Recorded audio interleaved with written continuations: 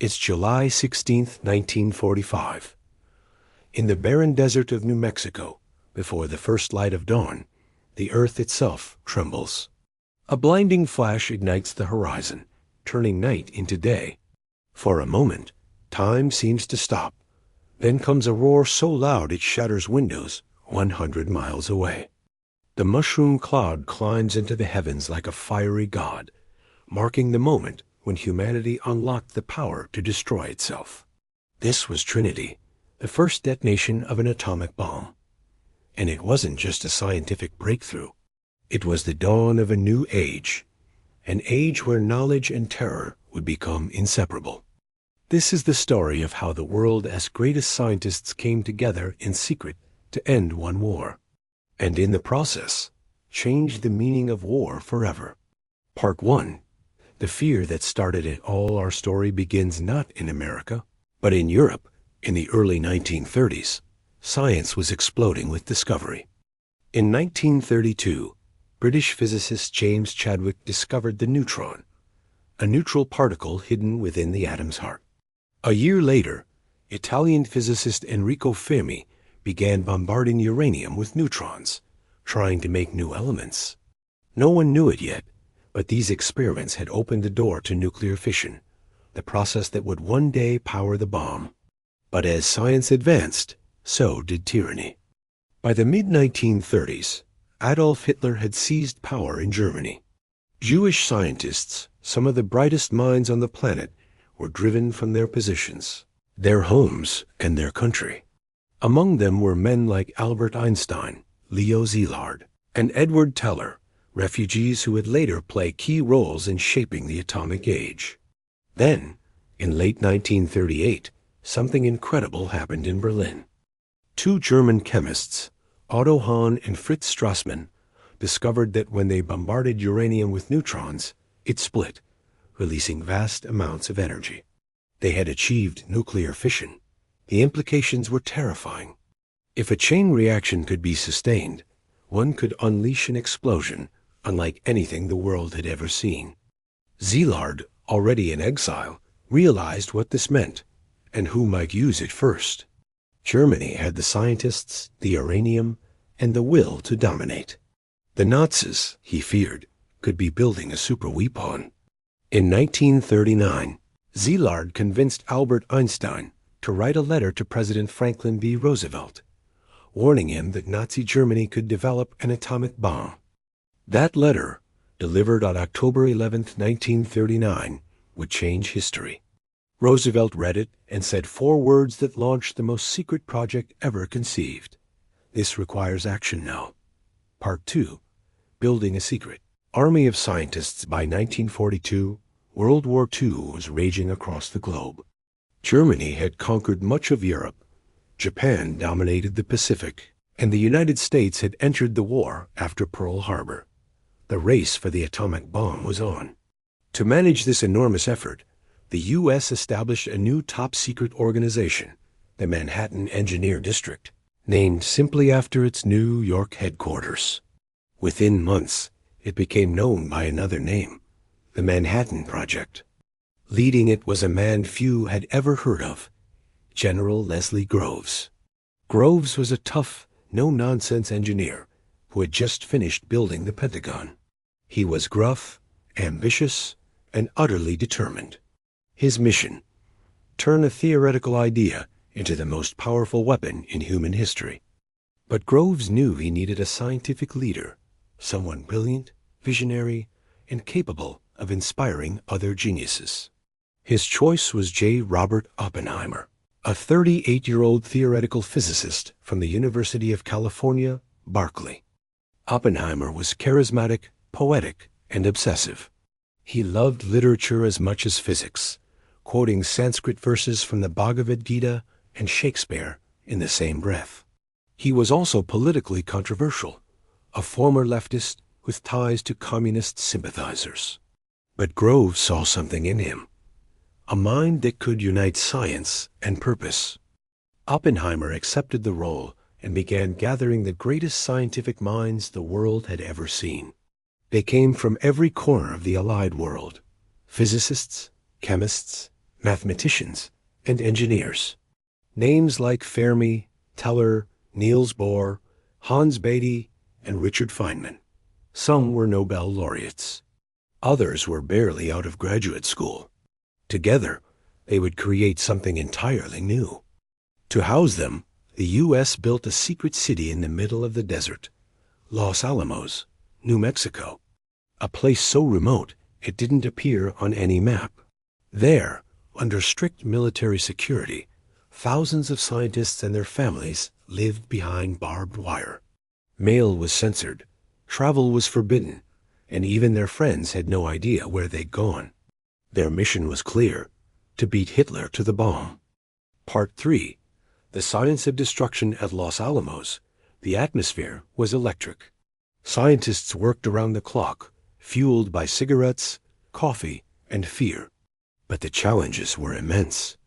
No one had ever built a bomb based on nuclear fission before. Theoretically, splitting uranium or plutonium could release enormous energy, but only if they could achieve a chain reaction that sustained itself long enough to explode. That meant they needed two things: fissile material, uranium-235 or plutonium-239, a way to bring enough of it together, fast enough, to trigger the reaction. Uranium-235 was rare, less than 1% of natural uranium. Plutonium, on the other hand, didn't exist naturally. It had to be manufactured in nuclear reactors. So the Manhattan Project built entire cities to produce these materials. In Oak Ridge, Tennessee, massive gaseous diffusion plants enriched uranium. In Hanford, Washington, newly built reactors produced plutonium. Thousands of workers, most of them women, operated machinery without knowing what they were making. Only a handful understood the bigger picture. Back in Los Alamos, Oppenheimer's team designed two bomb types. The first was a simple gun-type design, Little Boy. It would shoot one piece of uranium into another, achieving critical mass in milliseconds. The second was a far more complex implosion design, Fat Man. It used plutonium and relied on carefully timed explosions to compress the core symmetrically. It was this design, Fat Man, that would eventually make history. Part 4. The first test by early 1945, Germany was collapsing. Hitler was dead, and victory in Europe was near. But Japan continued to fight fiercely in the Pacific, and the invasion of its home islands promised to cost millions of lives. The scientists at Los Alamos knew their work was nearing completion, yet many wrestled with what that meant. They had begun this project to stop Hitler. Now he was gone, but the bomb would still be used. On July 16, 1945, at 5:29 a.m., the first atomic bomb was detonated in the desert near Alamogordo, New Mexico. The project's codename for the test was Trinity, chosen by Oppenheimer himself. When the flash came, witnesses described it as brighter than the sun. The heat seared their skin from miles away. The shock wave knocked them to the ground. As the mushroom cloud rose 40,000 feet into the sky, silence fell over the desert. Oppenheimer would later recall a line from Hindu scripture: "Now I am become death, the destroyer of worlds." The bomb had worked. Mankind had crossed a threshold it could never return from. Part 5. Hiroshima and Nagasaki. Just 3 weeks later, the bomb was ready for use. President Harry S. Truman, who had succeeded Roosevelt, faced a terrible decision. The war in Europe was over, but Japan refused to surrender. U.S. military planners warned that an invasion of Japan could result in over 1 million Allied casualties. On August 6, 1945, the U.S. bomber Enola Gay took off from Tinian Island carrying Little Boy. At 8:15 a.m., the bomb was dropped over Hiroshima. 43 seconds later, a blinding flash engulfed the city. A fireball hotter than the surface of the sun incinerated everything within a mile. The shockwave flattened buildings across 4 square miles. By nightfall, 70,000 people were dead: men, women, children, vaporized or burned alive. 3 days later, On August 9th, another bomb, Fat Man, was dropped on Nagasaki. Another 40,000 were killed instantly. On August 15th, Japan surrendered. World War II was over. But victory came at an unimaginable price. Part 6. The Moral Reckoning. When news of Hiroshima reached Los Alamos, the scientists celebrated briefly. Some danced, others drank. They had ended the war. But as the first photographs arrived, the ruins, the shadows burned into walls, the survivors with melted skin, a sense of horror set in. Some, like Leo Szilard, had begged military leaders to demonstrate the bomb instead of dropping it on civilians. Others, including Oppenheimer, began to question whether they had unleashed something even they could not control. In the months that followed, Oppenheimer met with Truman and said, "I feel I have blood on my hands." Truman dismissed him coldly. The man who built the bomb had become its greatest critic. Within years, Oppenheimer opposed the creation of the even more powerful hydrogen bomb, a weapon 1,000 times stronger than those dropped on Japan. His stance made him a target during the Cold War's paranoia. In 1954, he was stripped of his security clearance, publicly humiliated in a hearing that branded him as disloyal. The scientist who gave America its ultimate weapon was now treated as a threat. Part 7. The World They Left Behind. The Manhattan Project didn't end in 1945. It became the blueprint for the modern world.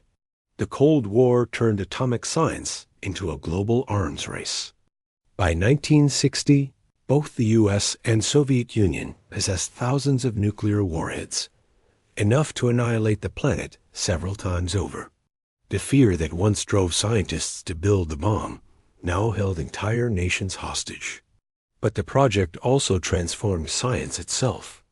It pioneered massive interdisciplinary research, the kind of collaboration that would later send humans to the moon and decode DNA.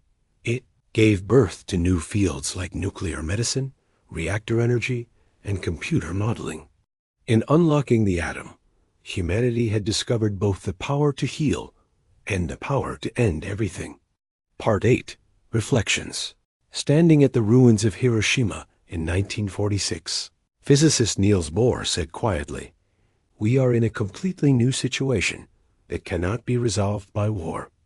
He was right. The Manhattan Project was more than a scientific achievement. It was a moral crossroad. It asked a question that still haunts us today. What happens when knowledge outpaces wisdom? From the deserts of New Mexico to the ruins of Hiroshima, from the laboratories of Los Alamos to the nuclear arsenals of the modern age, the shadow of the Manhattan Project stretches across history. In less than 6 years, humanity went from splitting an atom to splitting the world. The scientists of Los Alamos believed they were saving civilization. And in a way, they did.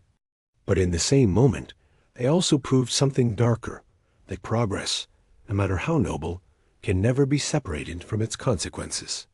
As Oppenheimer once said, long after the bombs fell, the physicists have known sin. And this is a knowledge which they cannot lose.